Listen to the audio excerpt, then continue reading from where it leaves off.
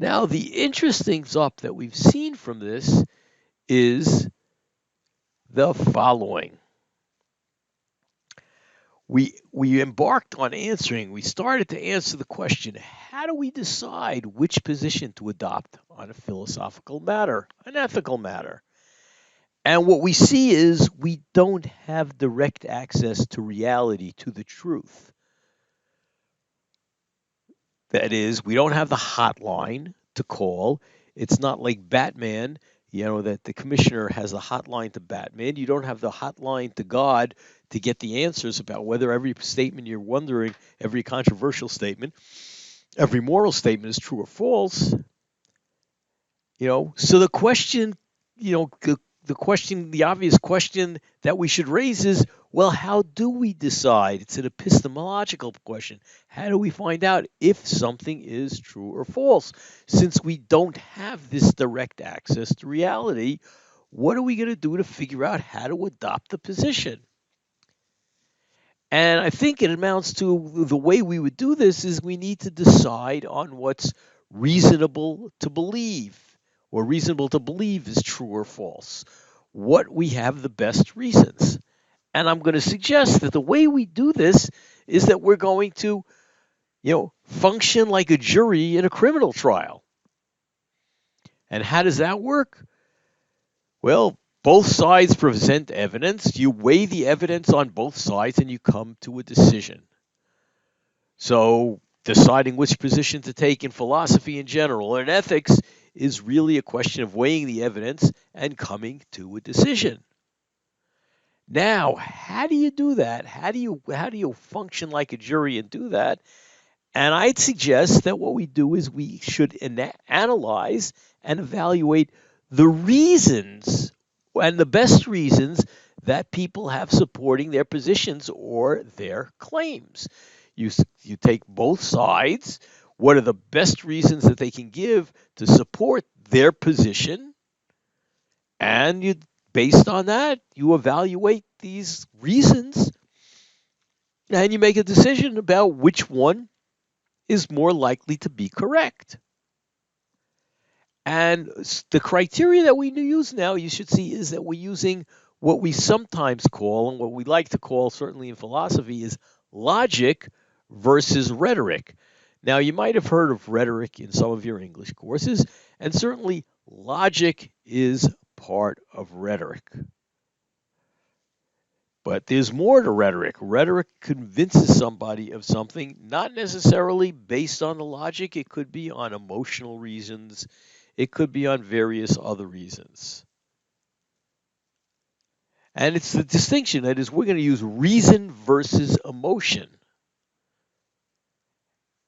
And the other thing is that when we're thinking, notice we're looking at arguments on both sides, reasons, the reasons become the argue, or give you an idea what the arguments are in favor of each position.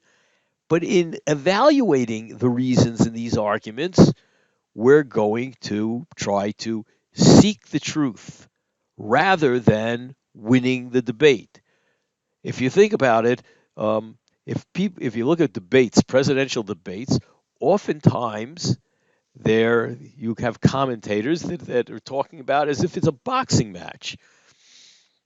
Now, the interesting thing about political debates is, in most cases, certainly presidential elections, nobody is surprised by the position that any of the candidates take.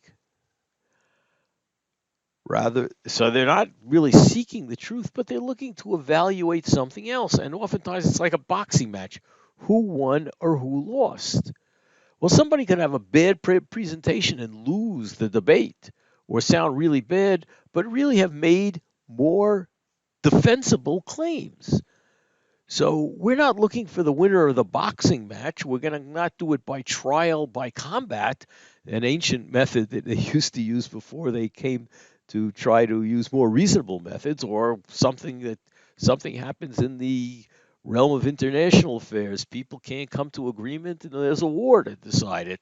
The fact that somebody won the war doesn't make their position right. It might have been right. Maybe a lot of wars were won, by the side that had the facts on there, that had the correct position, but winning the war didn't prove that. So what we're really doing is we're not going to worry about rhetoric, emotion, winning debates. We're going to worry about thinking about the logic, reason. Logic's going to take on a more specific role shortly uh, in these particular modules that are coming up. But when talking about logic, we're really talking about reason, about thinking through the reasons carefully. And the way we're going to think through them and the way we're going to evaluate it is by a way that's going to get us to seek the truth. And what I'm going to suggest is, or I'm going to not only suggest it, but it's going to come up in subsequent videos, that the way we do this is by finding the best reasons, formulating the arguments that best defend the particular positions, and we're going to evaluate the arguments on both sides of the issue and decide which one is the best. So now you see we've kind of introduced you to what's going on in what I'm calling logical thinking. And if it's class and ethics, we're talking about moral reasoning, which requires logical thinking. And we're going to have to spend a little bit more time thinking about and learning about what constitutes good reasoning and what constitutes bad reasoning in order to understand how to evaluate the reasons on both sides of the issue.